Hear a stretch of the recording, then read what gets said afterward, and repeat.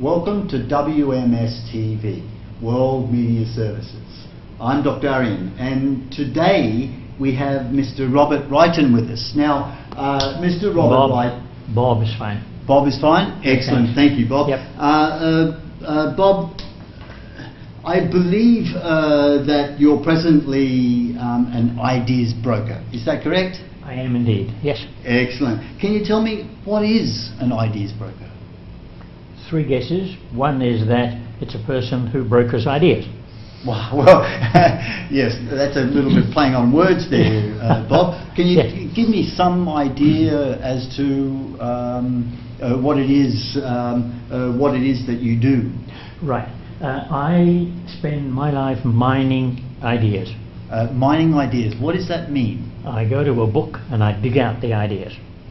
I read widely in the area of management and business, and as I read a book, I look for the new ideas. The books that I read are also pretty new. We tend to deal in books that are less than 5 years old. Less than 5 years old. Again, I've got to ask, and please excuse me if I sound like I'm parroting the same question. Well, you're in Australia. Yeah. But okay. When you say so that's data mining, isn't it? It's sort of like data mining. Yep. What we mine are the new ideas. So as I read, I say, aha! I have a little aha moment. That's a new idea. That's the idea that the author's trying to get across. So we make a note of that. So eureka moments. Yes. Would you say? I would indeed. Eureka moments. Yes. Okay. Typically, who would need an ideas broker, and why? Okay, who? To start with, managers. All managers. Because managers tend not to read, and so they tend not to get new ideas. Are you saying managers are idiots? No. Some of them are very clever. But for various reasons, they... I would have actually stuck with the original, yes, I am. But yeah. For a number of reasons, like they're very busy, or they just don't like reading, or books are expensive, they don't read.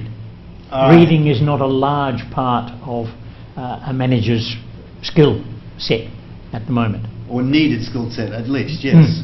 Yeah. So managers need it, academics need it. Academics are people who are dealing in new ideas. They are going to teach you, as you go for your doctorate, what's most up to date in your field at the moment. So instead of going out and buying 10 or 20 books on the latest ideas that have come into the marketplace, which are usually based on an old set of ideas anyway. Yes. Okay. They can access your information and skip the buying process, but only buy the books that they actually need. That is exactly the point. People can go, if they go into a bookshop to buy a book, they are limited to the books that are there. Right? Okay. So if the book that you want isn't there, you don't know that because it's not there. Yes, of course. So by going to a reader's guide, you have a chance to find out what's in a book and say, aha, that's the book that I need. Then you go to the bookshop and buy it. Or better still, you call the bookshop and say, do you have it? Please deliver it. In other words, instead of the hassle of driving around the city and parking and so on, you can do all of your book selection from your desk. That's excellent. I'm an academic myself, as you know. My PhD is in educational administration. Now, when we choose books for a specific subject, we have to give our students what is known as a reading list. Yes. So in order for us to put together a reading list, we could use your services, could we not? Indeed you could, because you just identified another of the potential audiences, that is the doctoral student or the master's student, who must do a literature search as part of their preparation for writing their thesis. So universities like IIUM or MUST or UKM or any one of the universities here presently in Malaysia could access your information and eliminate potentially thousands of dollars worth of work. They could, and the students could save themselves untold time in going to books which they then find don't actually meet their needs. So that's why people should use your service, isn't Absolutely. it? Yes. Very good. Out of curiosity, and this is a big question because I know this is not the career that you started out in as a young man. What made you choose this career? Well, I've always been very keen on reading. From the time that I was at secondary school a number of years ago, I've been keen on reading. I was taught by an extremely competent teacher who instilled in me the love of reading. So I've been reading forever. So it then came across my mind that all the reading that I'm doing is giving me ideas. That's great, but those ideas should be shared. So I see. So it's again, and this leads me into the next question. So if I might, I'll carry in with it. What makes your ideas subjective? How do you mean my ideas subjective? Your ideas are your ideas. How do they make them subjective to the material that is in the book?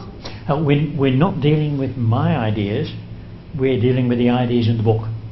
So it's verbatim. It's no. word for word. So then sometimes if there's a really good quote, yeah, let's bang it in. But what we do is I find the ideas in the book. I may interpret them. I may comment on them. In fact, the Reader's Guide is a commentary on a book. It's not a book summary. It's a commentary on a book. Okay, so you just eliminated some of my questions there. Oh, good stuff. Very good. Excellent. And also, as I write a Reader's Guide, I can also refer to ideas from related books. So you're actually linking books together. Right. Oh yes. So this author says this thing. Now that links back to somebody else, or this particular point that the author is making is contradicted by somebody else who's writing something. See, the difficulty is when you get into a book, you are a little bit stuck with the ideas of the author. Now they may be perhaps questionable, or they may require some additional expansion. So just to keep this reasonably short, I just need to ask you one or two further questions, and if I might, can you tell me why should people listen to what you've got to say? Because they need to. Isn't that very pompous of you? Absolutely. Robert? Yes, why not? So you're saying that you're the definitive choice? Heavens no. This is where I'm going with this. No, what I'm saying is I am someone who has already read this book. And I'm suggesting to you that if you get hold of it and you like what you see in the Reader's Guide and you think that's something that's going to help you in what you do, maybe a new idea that you can incorporate into your management techniques or an idea that you can include in your thesis, then fine, have a look at it and see what Bob says about it. I'm not holding myself up as anything important. Stephen Covey, of whom you've probably heard, talked about the faithful translator. He did, yes. And that in fact is my job. My job is to translate the ideas from... Go on. So shouldn't you be calling yourself the faithful translator instead of the ideas broker? Well, I could, but Steve might get upset, you think, huh?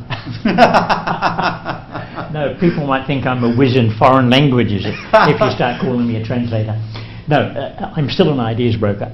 So I'm looking at their ideas, and I've used a lot of Stephen Covey's, who had a lot of very good ideas. He's a brilliant man from what I've read. Yeah. And I must admit, your service would have been of great assistance to me, because I've had to go out and buy many books about Steve Covey and his ideas, especially his 7 principles. Only to find that I never needed those books in the first place. I just needed 1 or 2 of them. That's right. Yeah. You may find that you bought a book and you might be lucky to get 2 ideas out of it. All right, well, that's fine. At least if you read the Reader's Guide first, you know which 2 ideas you're looking for, and you know that you're only going to find 2 ideas. The other thing is that you're not supposed to judge a book by its cover, but you don't get much choice when they're wrapped up in tight plastic. But you may find that there are nuggets of ideas in books of rather strange titles.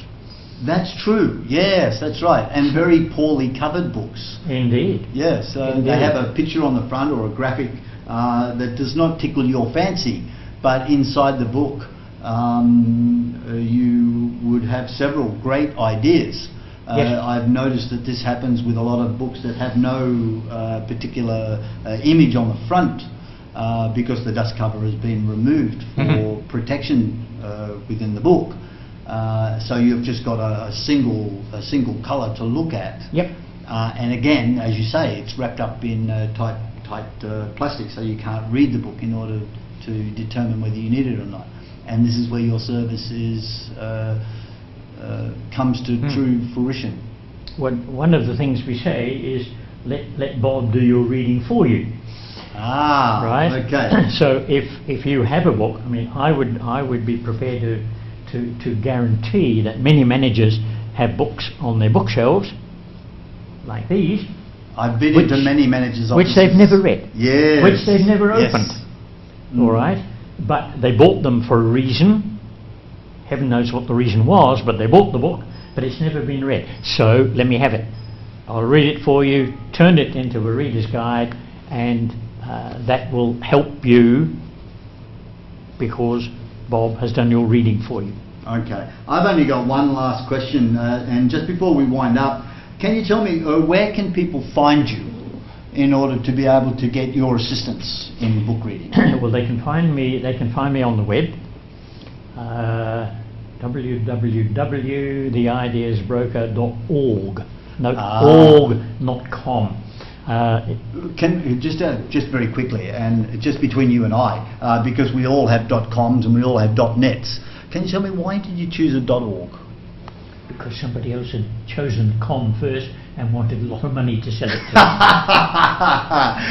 Very good. That's all we've got time for this morning, ladies and gentlemen. And thank you very much for joining us here on the World Media Services TV. And look forward to our next episode with someone that we bring in with a different speciality. Thank you very much.